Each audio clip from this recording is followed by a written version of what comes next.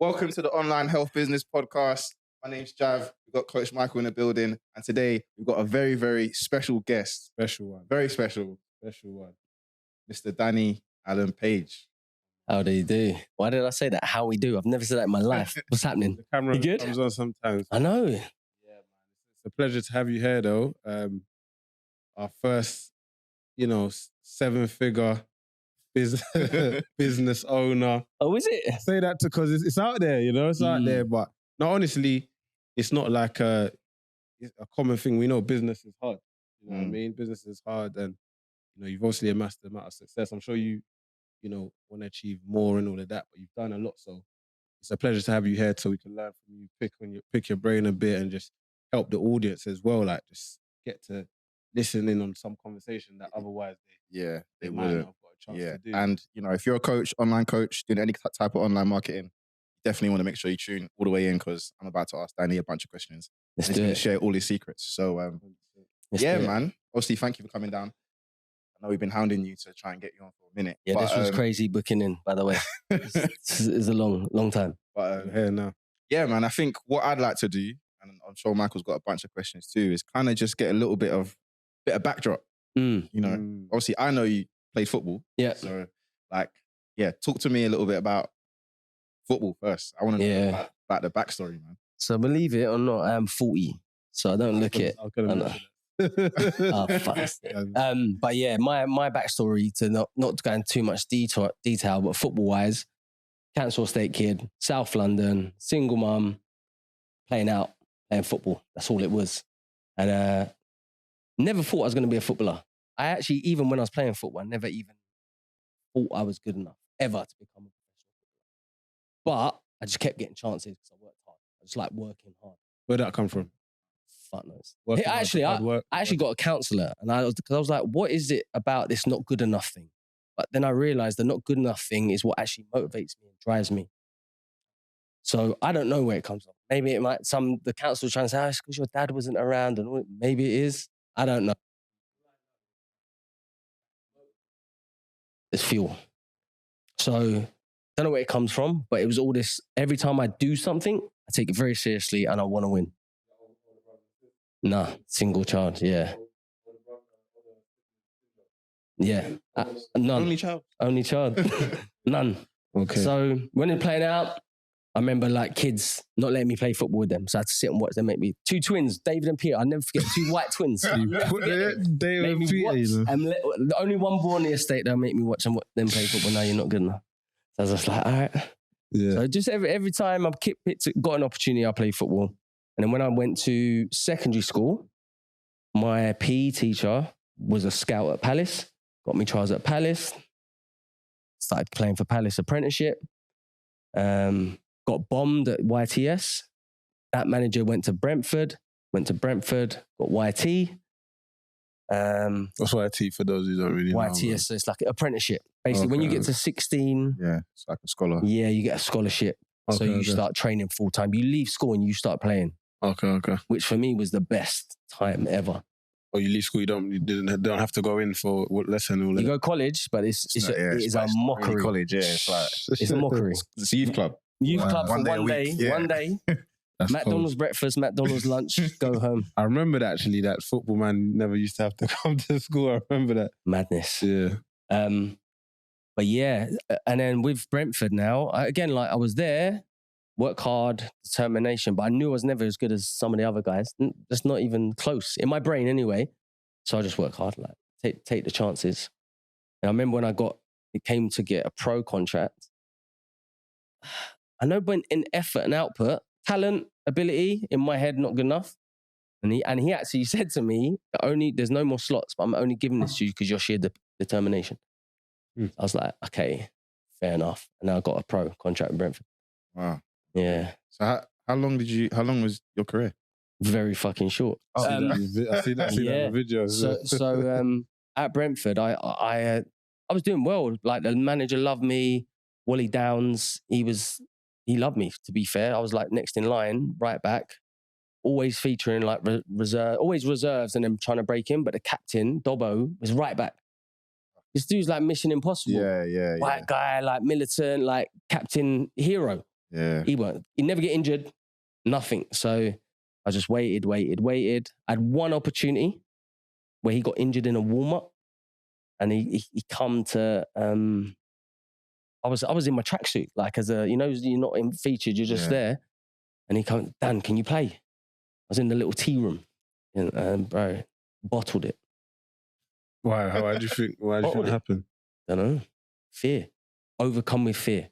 Lied, said I had a niggle. I was like, I got niggle, like a little niggle in training today. Looked at me and he's like, yeah.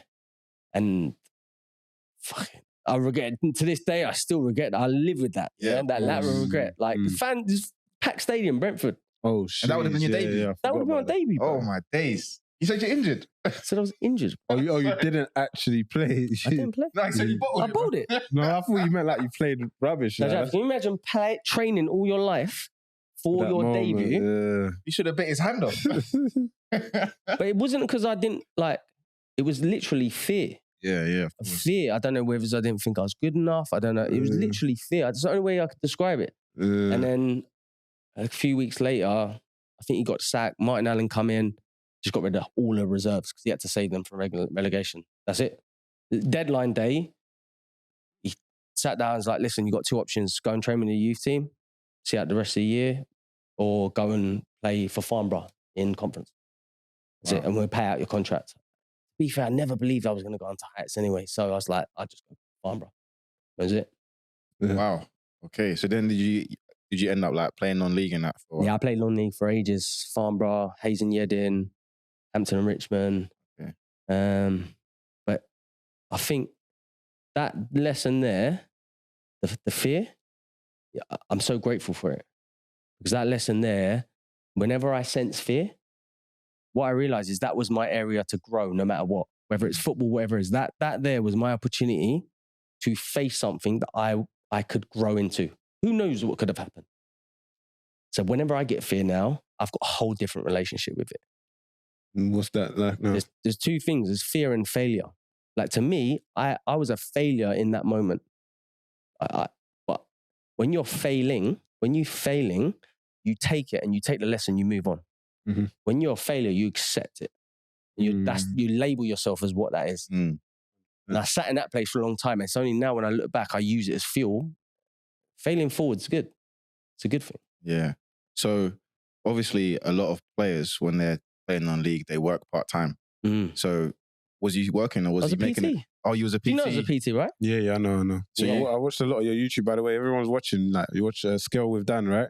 Yeah, Scale with Dan. Plug there because YouTube's good. Yeah. Thank you, bro. So you was PTing while doing the non-league stuff, yeah? PT. Okay, that's perfect. So that's what we could talk about. Right, so I went Farnborough.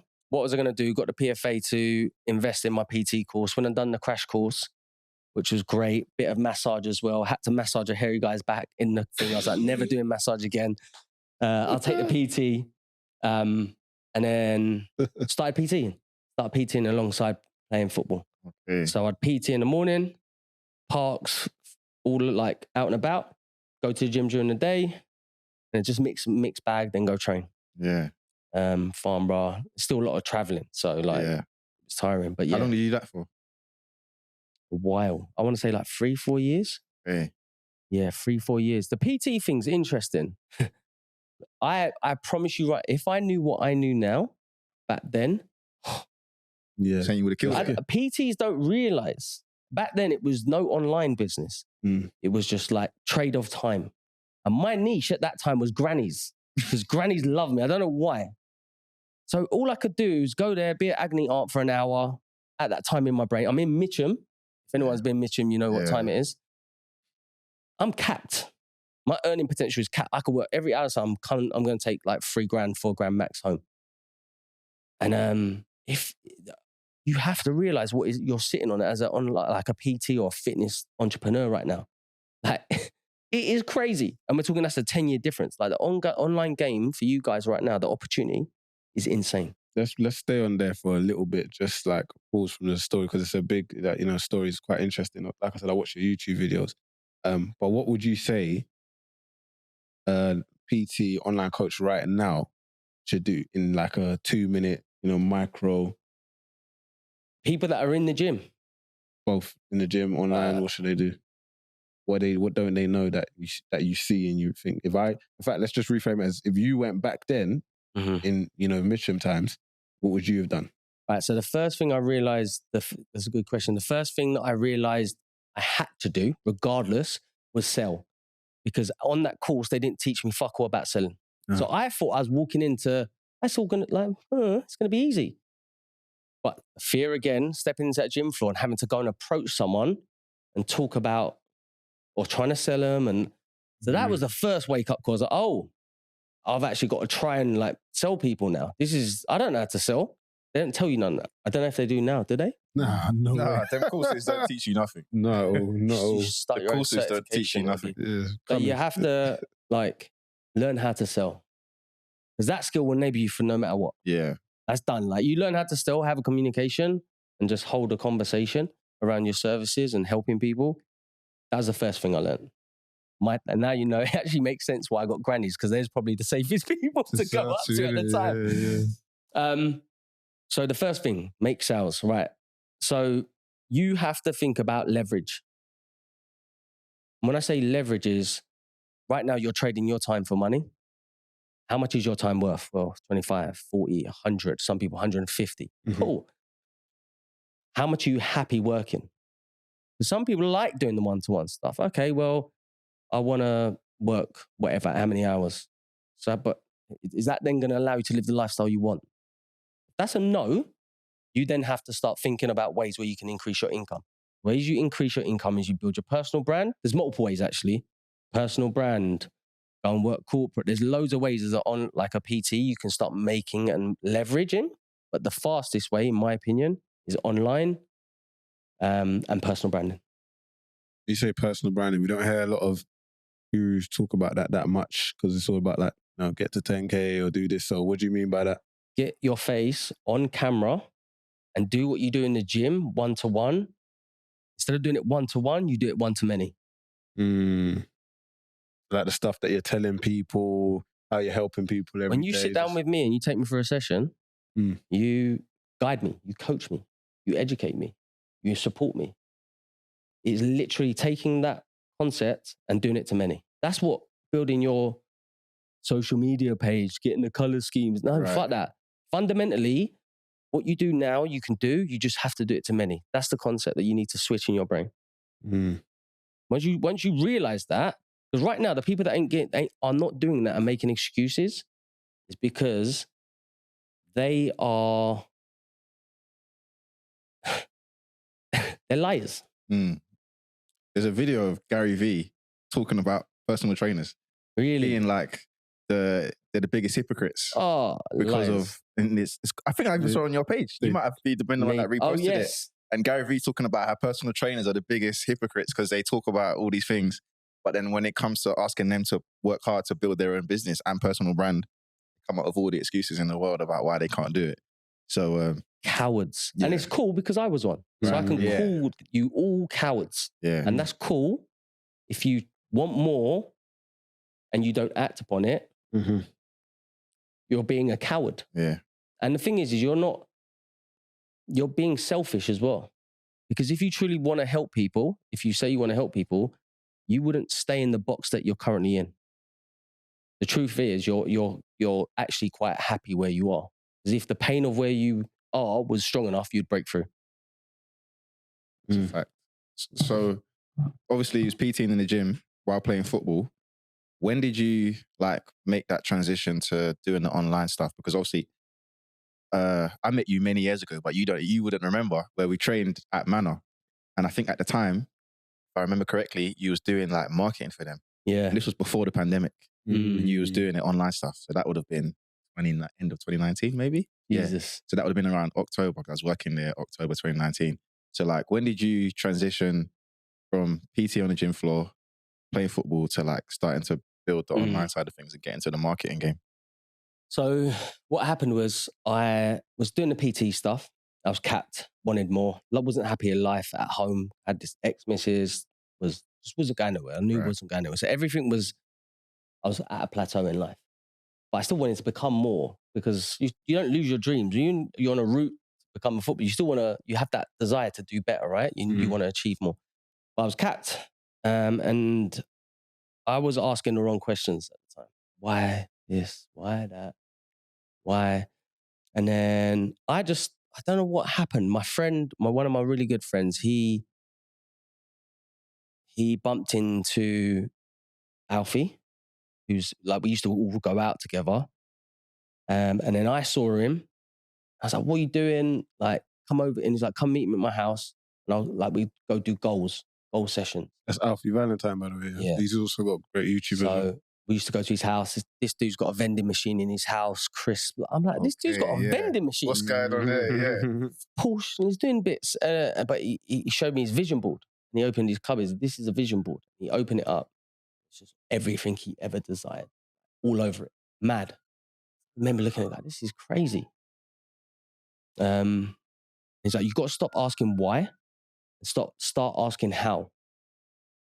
Stop asking yourself, why you, why this, and start asking how questions. Because when you start asking a how question, your brain subconsciously wants to try and solve the problem. So why have you not, how can I earn more money? When you start flipping everything like that through that frame, and then you start visualizing things you actually want, just good things started fucking happening. Better things started happening. My actions started to be in line with what I was saying and thinking. And basically, he taught me about Jim Rohn, all of the guys' personal development, and then high ticket sales is where money was being made. Okay, so you started in the sales game first. Well, I didn't, because I had to wait a year to get a job. Okay. He made me do that for a whole year before he would give me a job. And then when I was like, come on, like, I've been doing this for a year now. It's like, he didn't tell me directly, but he told my friend, it's because I'm with that same missus, stuck in that same flat. I was like, Oh wait, he didn't give you a job because you... Yeah. I gave it a P45 real quick because I knew I was never going to be there forever. Right. I was just sitting there, just comfort. Yeah. So I guess that was the action needed. I should have done it like 5 years ago. Right. No, not a reflection on her at all. It's just, I remember putting a visual up. She's like, what's that? You're never going to get that. Right. You know those ones? Yeah. That's crazy. That energy's kind of He must have already clocked this so a long time. So anyway, got a job, high ticket sales, started learning the V3 of Danny Allen Page, how to sell, get uncomfortable again, which I was shit at again. Start from What was he selling? So it's alternative investments. Okay. And how was that process? Because I think, and Michael, you can tell me if you agree, but like when we get coaches on board, I think one of the most difficult things is teaching them to sell. Like, one of the things that they find the most difficult rather is selling. Yeah. They really struggle with selling. We'll listen to their recordings and obviously like selling is probably one of the hardest things. So how did you find that starting? Like, how was that process? Yeah, at the time, awful. It's garbage, man. I can't believe, like, I cannot stress to people how scared I am and how shy I was and how much I lacked in confidence. You would never believe me if I told you. I put on a good face, but I was petrified. Pick up the phone, I would be hanging up on the prospects or pretending they've picked up, having fake convos. And then I've done that for about a week and the manager's like, why are you hanging up on people? I didn't realize you could listen in. I was like, But I mean, the opportunity of my lifetime, it's Brentford all over again. Opportunity of a lifetime, earn as much as I want, and I'm hanging up on people because I'm afraid. And luckily, it's like, you've got another week. Do that again, you're out. And then I was like, right, okay, take it serious.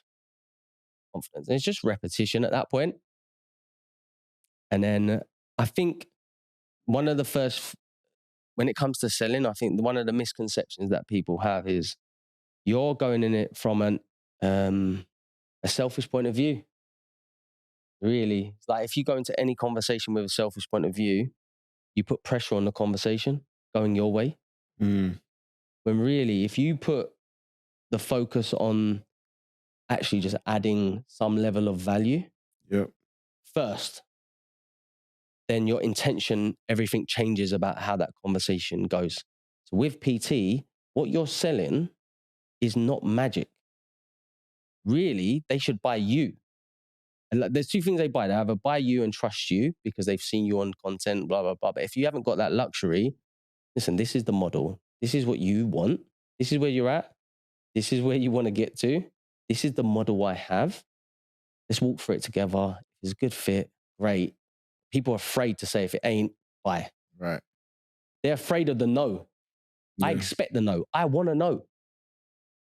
Like, search for the no's. Someone says yes, they're not going to buy it. They're going to be a shit client. Search for the no's. The sale actually begins when you hear an objection, in my eyes. Because the person that you handle an objection or something they're unsure about, that's actually a buying signal if they have a real objection. Like, oh, I don't know if I can afford it right now, or there's certain objections you navigate, they're going to buy it at some point, Yeah, anyone who's going to spend any money is going to have some questions about it if they're about to potentially make a purchase, right? So yeah, 100%. Fish out the objections, search for them. But yeah, the rejection is, you just got to get over that rejection curve. That's repetition, being brave and just getting through that fear of like being rejected. Then it's about just leading with the right intent. If you actually want to help the person and you think your product service can, and if they don't want it, that's on them. That's on them. It's not it's not your fault. But people pressure, I've got to make money. I've invested in this course. I've got to find these leads. I've got to make money. And then you put pressure. People know that. They sense that. What did you think when we done that sales thing? When I was going through all like the sales stuff with you guys? Yeah. Now I thought it was good. I think that over the last 2 years, like me personally, there was a stage like early last year where I was almost not enjoying getting on sales calls because I was dreading just going through the objection handling. Like, constantly going through objection handling. And I think the way that we was being taught at the time was to push hard. If they say no, like, don't let them off the phone. So I was coming out at that angle. So like every sales call felt like a wrestling match. Yeah.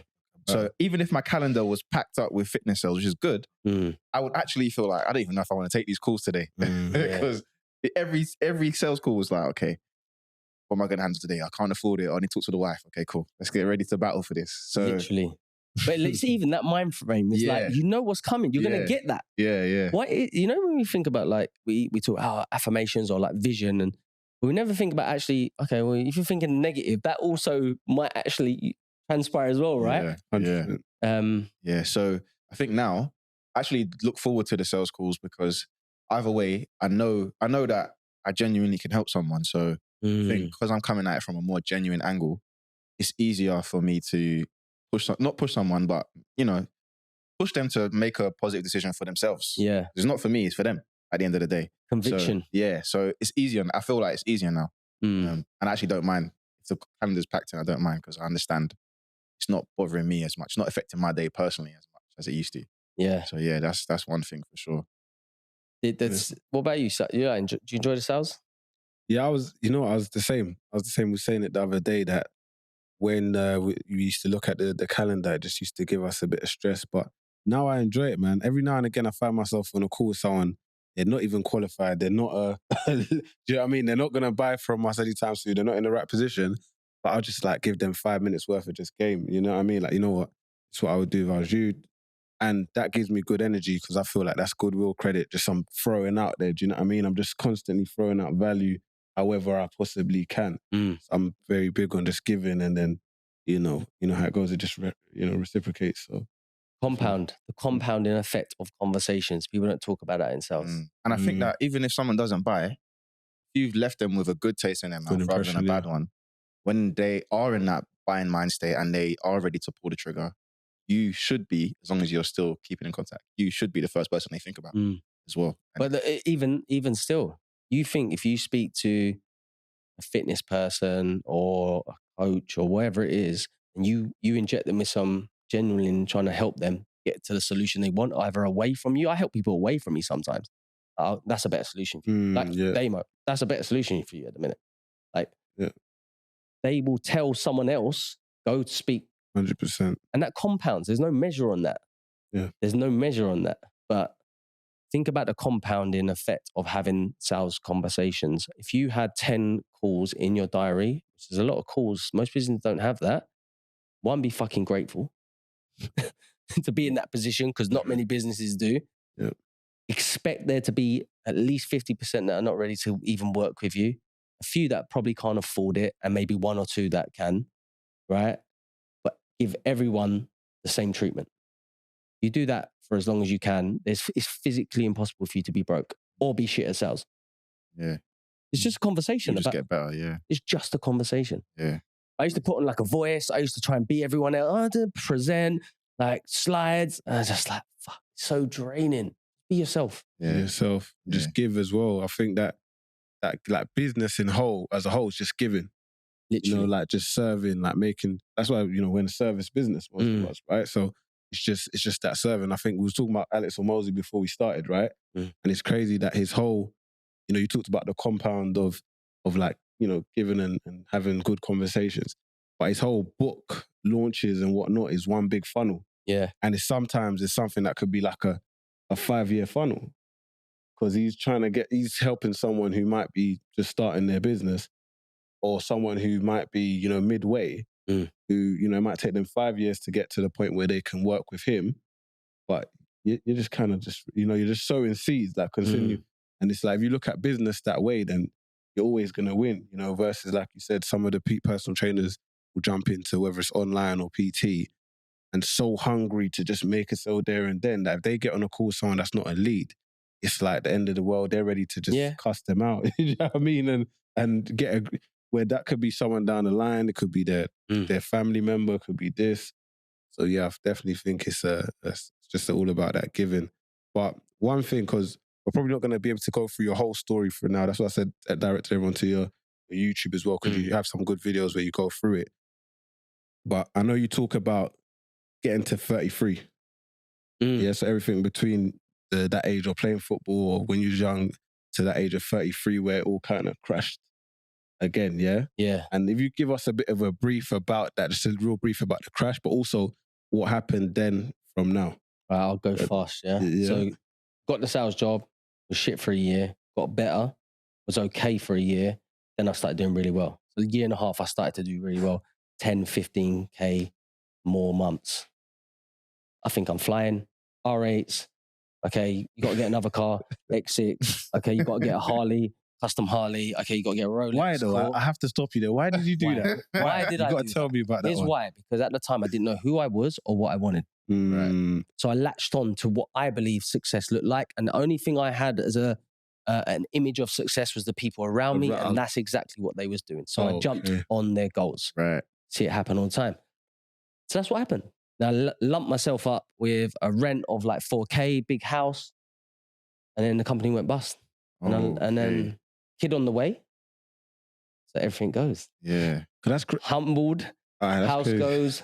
Everything goes. I never believed it anyway. Like, it's in my heart. Like, I knew, as in, like, this wasn't this. But once you start down that road and your outgoings get up to 10 grand a month, and now you have to earn 15. Yeah, to sustain that. Yeah.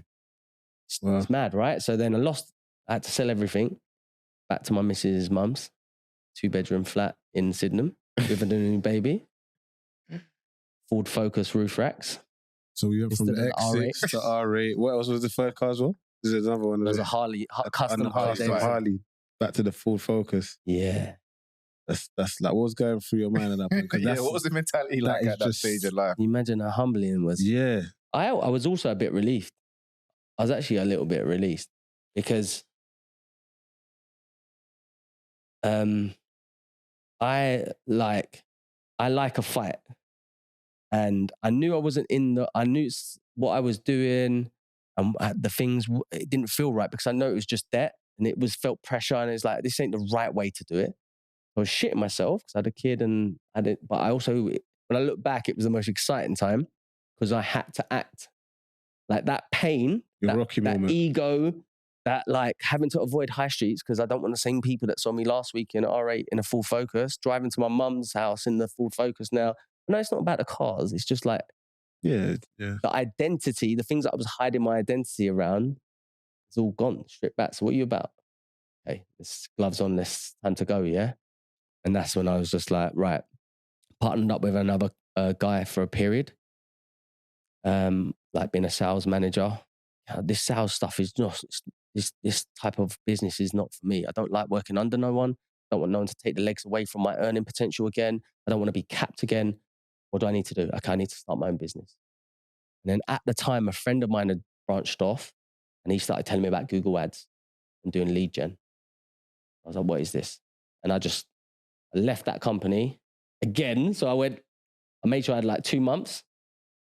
And I was like, right, got an office with this other guy. Both of us had our own little mini business in one. I'll just sit on the phone to Google. How do you do Google Ads? Right, you need a landing page. Okay, what's a landing page? What software can I? There's an unbound. Okay, cool, unbounce. Show me a landing. And I just started like every single day I must be on the phone to like Google. They hated me. Those days you can get direct through to one person as well. Every day. Free mentoring, yeah. Yeah, and all I did, because I didn't know anything different, I knew the people in those businesses that I used to work in needed leads. Right.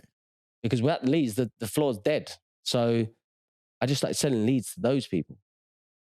And I was like, okay, I can do this. This is easy. And then that's how it all started. I started making money online. Okay. So you had a business partner at the time? I had we weren't a partner. We was in the same office, sharing costs. Right. So he had a business and I had a business, but we was in the same office. Right. Okay. And what year was this roughly? Timings are bad. I was 33, said, was it around that age? Or 35? Yeah, it would have been like 30. Yeah, no, it's longer than that because my missus actually pulled me up on the 33 thing. It was actually 30. Oh, is it? Yeah, so bad, you know. But So I was like, I've made the whole video. So Like, around she's like, 2013. do you know your daughter's 10? I was like, oh yeah, shit. You got caught. But it's like, I So must have around been about 2013 then. 31, I reckon. Okay. 32 I was. 31. So that's 2013, 2014. Yeah. Something like that. So I was just Okay. like, So lead gen. Can we like just, let's rewind back on a part that might be important, yeah? So just in general for PTs, but also any business owners as well, how important is that financial education?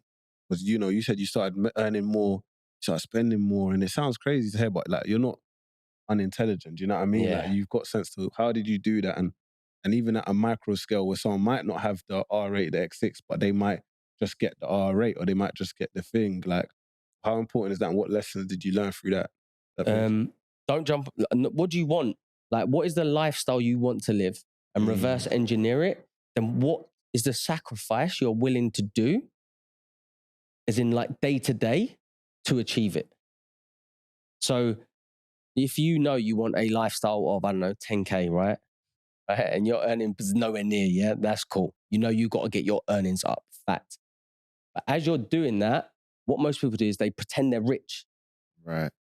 During that. I want people to see that they're doing well. So they'll get a car, they start buying these things. But ultimately, what do you want? You might like a car, that's cool. But then what are you doing during the week? You buying food, you going out.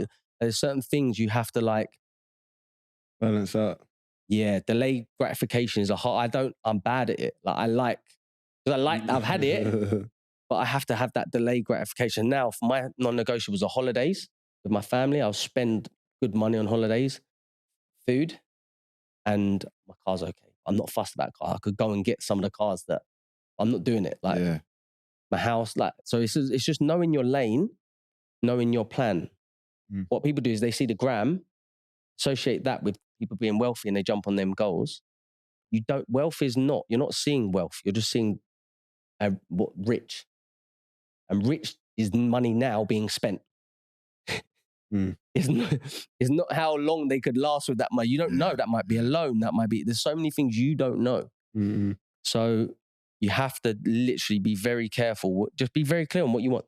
Be very intentional with your finances. And would you say like reading books would have helped you at the time? Would you say you're talking to an accountant? Like because I see it's more like prevalent than we actually we know. Because I actually meet and talk to a lot of PTs, coaches that like, you know, you can be making 0 1 month or 1K 1 month, and then next month you're making like 3K, 5K, 10K. And a lot of them kind of like, you know, we can help them grow the business, but we can't actually help them. We can, but, you know, manage it. So what can they do to arm themselves ASAP to? The truth is they got to get their P's up. Like at the level that you've got, where they're just going into that online space, they literally just have to reinvest in themselves. Keep your payments as low as you physically can. Know where you want to get to. And you have to get your P's up. You just have to. You can't, at that rate, you can't save your way to... You're not going to save it. You're not going to budget your way to where you want to be. You have to get skills, earnings up. This is the only, like, that is the only way. You're not going to find an investment. It's not going to be Bitcoin. Like, skills, your ability, go ham to the point where you can then start making different choices. What people do, they get the 3K and they'll go spunk it, buy some kicks, whatever it is. What is it? What do people buy now? I don't even know. I don't buy nothing. I stay in my house. Avery's coming back. What's it called? I'm in my house. I'm in my house, so I don't know. Best investment you can do if you're broke is invest in yourself. Go and find someone that has a skill like you guys. If I'm a PT, I don't know how to do online, and I fucking hate my existence because I'm meeting Sally at 7 and John at 10 at night. My life's dead. Go and find people that have managed to do it online and invest in yourself. Yeah. How much is your thing? No, you don't want to say. Okay, but your thing is it's affordable though. It's affordable. If they cut back for 3 months, they can 2 afford months, they can afford it. Netflix gone, sell their PS3, 100%. whatever it is, PS7, I don't know what it is, downgrade their phone. They could afford that now, but they won't because they like looking fucking cool. Yeah. But the truth is, they could buy your thing and they could set themselves up. And also though, but the thing is with coaches, I don't want to get stuck on PTs, but they also get very comfortable in what they're doing. Like, oh, it's the only way. It's the only way I know how to do things. Yeah, I like face to face. I don't like technology. I don't like technology. So that when they get stuck in that mindset, I'm sure like even when I know you branched into getting leads for gyms. Yeah. I'm sure some of them came to you with that kind of, this doesn't work for us, or we're not good with managing this or whatever. So like people get stuck in, this is the way it's always been done, or this is the way that I do it. And they're not willing, even if they can invest, they're not willing because of that. This is how I always do it. Kind of mindset. Good luck. Good luck. Like, because how much energy can you waste? Technology is happening. AI is happening. It's here. Yeah. I just saw a girl had a video and it wasn't her. It's the AI. She just put a script up and it was her, but it wasn't her. Canva. It's here, right? So if you like being in the gym or whatever it is, whatever you're doing right now, if you think technology, personal brand, if you think all of this doesn't suit you, it's fine. But it's happening. So just be happy with where you are. That's cool. I see you speaking a lot about it. I'm like, just let them be. Because they'll come back. Yeah. But it'll just probably be a little bit late for them. Yeah. It rattles me, that's why. No, it does. It rattles me. It rattles me. No, I like it. So in terms of like, obviously you were selling leads to companies. When did you make that transition to selling leads to gyms and getting in the fitness space? I branched away from that. I was like, I don't want to even go anywhere near anything to do with the boring companies. I just don't like this. What do I like? I love fitness. I love training. So I was like, right, I'm going to pull up my pants. I'm going to build my own agency and go after gyms. And I started working with like F45s. Maybe got up to like 30 something F45s. Wow. I used to work for them. Liverpool Street. Oh, really? Yeah, Liverpool Street. I never had them ones. Liverpool Street. They had a different agency. Fucking egos, man. These guys. And they get lumped with big outgoings, costs. They're going down. A lot of them are closing. Yeah, they will. It's inevitable. They're not doing too well at the moment. It's a lot of them are inevitable. closing. Yeah. It's inevitable. But what I was thinking, I didn't want to go after the small gyms, low ticket. I went, for you to pay me, the price has to be high enough that if I got you 5 clients, it's worthwhile. Right. So I went and boutique gyms, what's this? Okay. And I saw that they charged 200 quid, 250. I was like, okay, makes sense to go after gyms. They charge like 750, £1,000 a month. And then we'll generate you leads, get people trials or 8-week challenges. Yeah. We just kill it, like for them. But pound to ag ratio, you pay me 750 and think I'm your whole marketing department and crying because the lead quality is shit. It's fucking health. I can only get people to, you see what I'm saying? Yeah, so now you were getting people to the door, but they had to convert. They're wiping the floor, stacking the fridge, not talking to them. cleaning. You're doing everything but speak to the leads that are going to come and get in. So, which is most businesses, they avoid that sales piece, but I had a lot of headaches. I loved it because it showed me that like niching, I scouted very quick. Right. Yeah. Like, okay, the niching thing is definitely what needs, because focused on content, I'll just go into them. Be like, look, this is who I'm working with, this F45, this F45. Nice to meet you. I'll come do a session. And it was really good, like that, easy pickings. But I had a lot of headaches. What were some of the challenges that you was kind of facing with that? The biggest challenge is most fitness people don't see themselves as business owners. You mean in terms of mentality a or high- in terms yeah. of how they do run Their things? brain, they've got a high paid job, or sometimes not even that. They like the title of owning a business, but they do not run things like a business. Even as PTs, like whatever it is, a lot of people don't run. Mm-mm. So you're a high paid employee in your own business. That's how I felt sometimes. But business, No, that's it what I'm does, saying. it Business does, but- isn't like it's simple. Like you said, they don't even teach you how to sell on the qualification. I don't mind that, but then No, don't but have the If you're ego. running a gym, if you're running a gym, that's even different. Yeah. He's working with gym owners. But a lot of people who run gyms, I get like They come from they're just being a PTs, PT, and yeah. they're not like, I can Yeah, do they just the evolve. I want a transition. business owner. Yeah. But it's still that small business mindset. Yeah. The E-Myth book is one of the best books you can read for like growing out of that mindset. The E-Myth. Yeah, I think it's E-Myth Revisited. Yeah, Revisited is a really good book. But the best thing that happened to me was COVID.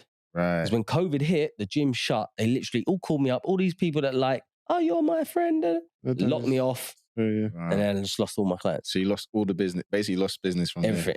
Like 90%. I still had a couple of like lead gen companies, like my good companies, luckily. I was like, oh, okay. So 2020, it started again. Time to go to war again. Time number 3, yeah. Number But 3. they're the best times. You know why? Because you see what you're about. Yeah. In those moments, they're the best. Because if you can see it at the time, stressful, but it's also really exciting. Yeah. Like, it's actually really exciting times. Yeah. And then I was like, right, I'm going to build my personal brand. I've bought a camera. It's been sitting in my cupboard for like a year. Spent all money on camera equipment, sitting there because I'm scared to get on camera. I'm worried about what people think. All right, COVID. I've got no excuses. Locked in my house. I'm going to start building content. And that's when I started building my personal brand on IG. Why did you see that as the next move? Gary Vee was talking about it. I always believed in paying it forward, putting value into the marketplace. I just didn't have the bollocks to then go and execute on it. And I was like, well, that fear thing again. I was like, okay, are we going to do it? And 2 things happened. My missus' best friend came round. She's a presenter. I was talking about it at a table, all the gardens opening, people are like, neighbours are out, terraced house, like people mowing the lawn, kids are running around. She's like, what? You got a camera? You're scared to get on camera? Get that camera out now. Sweats. Like, when I go in the garden, I'm going to come out, I'm going to pan down to you, I'm going to introduce yourself, introduce your company. I'm sweating, worried about what my kids think, neighbours can hear me, I'm whispering. She's like, what are you doing? And then she just like coached me through it. Done it 3 or 4 times. Oh, wasn't so bad. Gave me a little bit of energy. Right. Tomorrow, when I get to London Bridge and I go see the client, they're going to get my phone out, do an Instagram story at rush hour from one end to the other. That was my next challenge in my brain. Got my phone out. No. That's it. Sweating. Next day, face fit. No, don't pussy out this time. Done it. Got halfway across. No one's even looking at me. All this thing in my head, like people are watching, people judging me. Do you know what? Fuck this. Ordered a videographer for the whole day and then didn't look back. So you just did that as a challenge to get yourself out of being scared about being on camera. That's it. Everyone, you heard it here first. That's a good challenge, though. Yeah, no, that's true. Go somewhere public now. Yeah. Get your phone out. You do not have to post it anywhere. Get it out on video and just film yourself talking about something, to answer a client question on video, walking about. And then do it again tomorrow. I've got a guy, he's got a wicked business. He's scared to get on camera. I've made him send me 4 videos every day for 3 months. I don't even look at them now. Yeah. You want to see the confidence. I don't look. I just like, okay, keep doing it. It's okay. Send me more. So I know it's not about me. No. I want you now believing that you can show up as yourself. And once you start doing that, it's life-changing. 100%. Yeah. So when you did that, was it, you were no longer targeting gyms at that stage. So what did you, obviously the gym kind of messed up the whole in-person, face-to-face coaching thing anyway during 2020 to 2022. So how did you rebuild? Like what was you targeting next in terms of clients and stuff? I just went back to at the time, be honest with you, I didn't know. I just said, I'm going to invest in my personal brand for 90 days and not care what the outcome was. So I hired the best designer on there was carousels were popping off at that time. Dane Walker. Have you heard of Dane Walker? He was at like 9,000. Guys at like nearly 500,000 or something now. Like, Dane, do my designs? Yeah, sure. Work with him. He done carousel. We done a carousel every single day. And I used to get on stories and just like educate. And then people just started coming to me. Business, all shapes and sizes. And I used to say yes to all different. And I was like, okay, who are we getting the best results for? Coaches. Coaches that have high ticket. Coaches that can sell. Coaches that can get on camera. Okay, that's the lane. Some of these guys we were launching, they'll do like 200K. They'll do like 60K. They'll do, some of them done like million. Like Darren, I coached on his personal brand. He does like 100K a month now. So that was my lane. And I love it because you're paying it forward. It's like they're putting goodwill into the place. I only work with people that I know get results for people. They might like intention it. It feels good. Yeah. As well as I'm just sending a lead for someone to sell shit to. Yeah. It doesn't fill me up with any joy, you know? And yeah, that's how I started to get really, really a lot of momentum. And then now what we do is we will partner with you and take a percentage of your growth based on how successful we grow it. So we'll launch you, we'll retain and like kind of scale you. And then if there's opportunity to partner, we'll partner. Okay. So in terms of like coaches and consultants and people that want to start to get online and generate their own leads, if you could give like a basic, you don't have to give all the game, but like a basic outline of, okay, because we get coaches that are like, oh, we want to start doing ads. But sometimes I say, you're not ready yet. Like, yeah. You ain't even got the back end sorted before we can. But what are like some basic things you would say to someone, successful online coach, maybe they're making 5, 7, 10K, but they want to start scaling it up with ads. What's like the basic outline to get started? Fitness coach? Yeah, fitness coach. Like what would they need? Like in terms of, okay, you need an offer. Offer first. Always like offer is the start. If you're making 3 to 5K, you've already got an offer. You just might not know it. Think about ads as just organic content with money behind it. A lot of people overcomplicate ads. It is literally just a post with money behind it because you're paying for more eyes on. Yeah, so don't overcomplicate it. You don't want to do that if you don't know what you're selling and it doesn't work well. So don't jump from zero to burning money effectively, right? So you want to get your offer right. Who are you targeting? Be very specific. What is the result that you can give them in what time frame? That's the bare bones, right? Once you do that, me personally, put content out. As soon as you start spending money on ads, they're going to come and see and look for you anyway. And if they come and your shit looks like shit, they instantly don't trust you. Yeah. So start putting content out that aligns with what this offer is. Recipes, whatever you want to do. It's easy for fitness, literally. And then you got 2 ways to earn leads. You're going to either earn it in putting content out people reach, which is relying on them to come to you. And then it's ads, which is then putting your offers in front of specific people, or there's outreach. You're broke, you've got no money, you're going to have to do the first 2, the outreach and the content. I would always say do the outreach because what you learn from doing the outreach is so powerful. Conversations. You have to be having conversations. Don't look at it like, is there a certain post? Is there a certain ad? How many conversations can I have with an ideal fit person? Just that alone and you hunting every single day, it's physically impossible you not make money. Yeah. I literally just had this conversation with one of our clients this morning, one of the ladies, and she was like, she just feels a bit slimy doing the DMs. And I'm like to her, come on, like, it's not cold DMs, because actually we don't really teach people to do cold messaging. It's more based on people that are already engaging, and she's getting a ton of engagement on her organic content. So I'm like, well, we ain't made a sale in the last 4 weeks because you're not talking to these people that are literally kind of saying they want what you have, but we're not taking action on it. So yeah, I think it's a difficult thing to get people out of that mindset of just have a conversation. Have conversations, man. Slimy, like I do hear that a lot of women. Yeah, like slimy. Well, look at it like this, right? What can you do to frame it in a different way? What do you like doing? I like creating recipe books. So I like doing a video. I like whatever it is. It could be anything, right? Create something that they would want, or they want now. You give to your clients they love, and talk. Hey, listen, guys, I've got this one recipe book or this eating out guide. It's literally, I only give it to my clients, but anyone that DMs me or drop me the word diet or whatever it is, and I'll give it to you for free. Get people to raise their hands and start conversations, not you sell like forcefully to them. Because then you're not going to feel sleazy. You only feel sleazy because you're desperate to make a sale. But if they're coming to you wanting something, it's just a conversation. And then you qualify them in the DMs.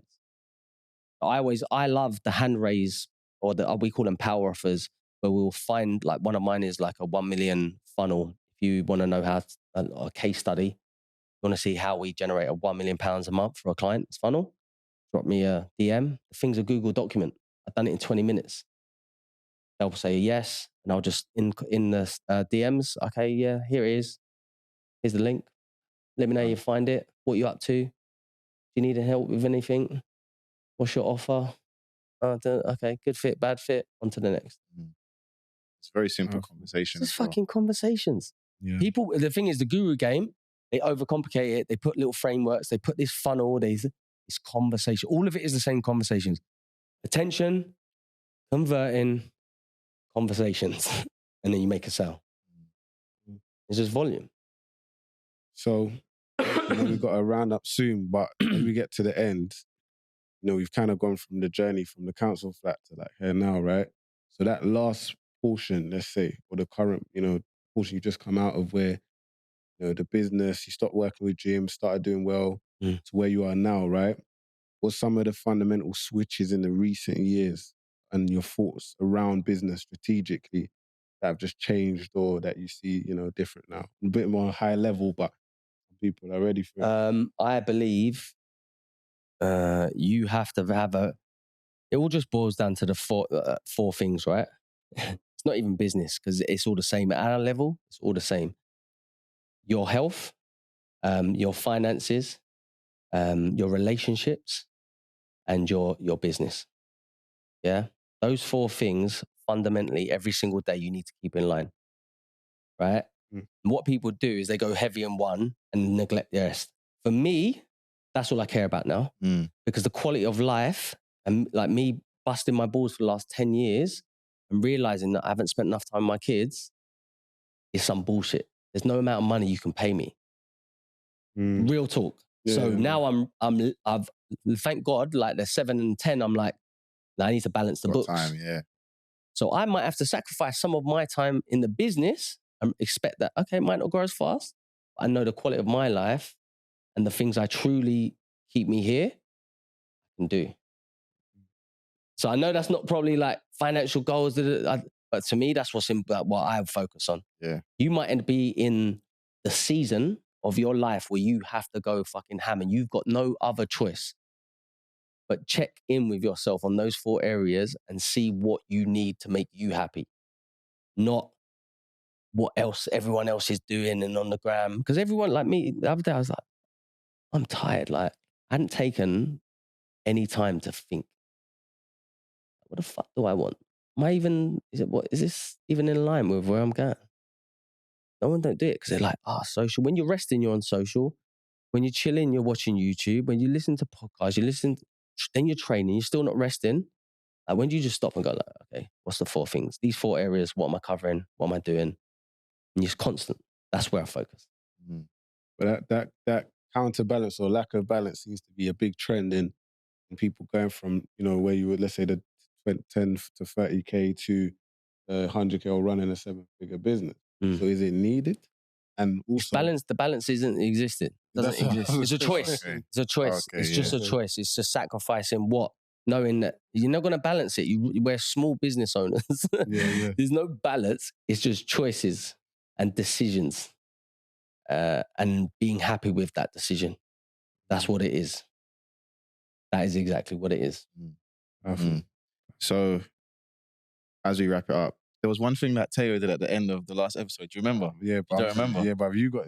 I don't remember. So I'm going to do my own thing because I forgot. I don't remember that. I think you might have sent to your Instagram. He never sent me nothing. Okay. So I'd like to ask a question though. I always ask this one question. If you could give one piece of advice to your 18-year-old self, what would it be? Oh, man. That gave me goosebumps when you said that. I literally felt that. Every podcast, my own podcast, I always ask this question because I think it's a powerful question. I spent most of my life worrying and being afraid of what people think of me. And I still struggle with it today. 18, a mess. Doubt, no belief, lack of confidence. Like a shit show. Internally, you wouldn't know. If I could go back then and just put my hand and say, come on, man. You got this. Like, you could. It makes me emotional, bruv. Then if I could talk to that dude, that's what I say. Put the arm around, that's what I do. Yeah. Give him that self-belief. Self-belief, bro. Yeah, man. All right, then. Well, firstly, I want to thank you, or finally, I want to thank you so much for coming down, man. Appreciate it. Like, really, really do appreciate it. 100%. Anything to add? No, it's been good. I think there's a lot of gems here. I think people are some will sleep on it, some will appreciate it. But like I said, need to check out his YouTube as well, so you can even hear a bit more, get the fine details in the backstory. And it's been Thanks a good for having one. me, lads. And we'll make sure to put all your details in the description. So please check out Danny's stuff, check out his page. And also, if you are interested in finding out how you can scale your coaching business, it's definitely worth having a conversation with him. So it's Online Health Business Podcast. Don't forget to like, share, subscribe, all that good stuff. And yeah, we're done. Peace. Peace.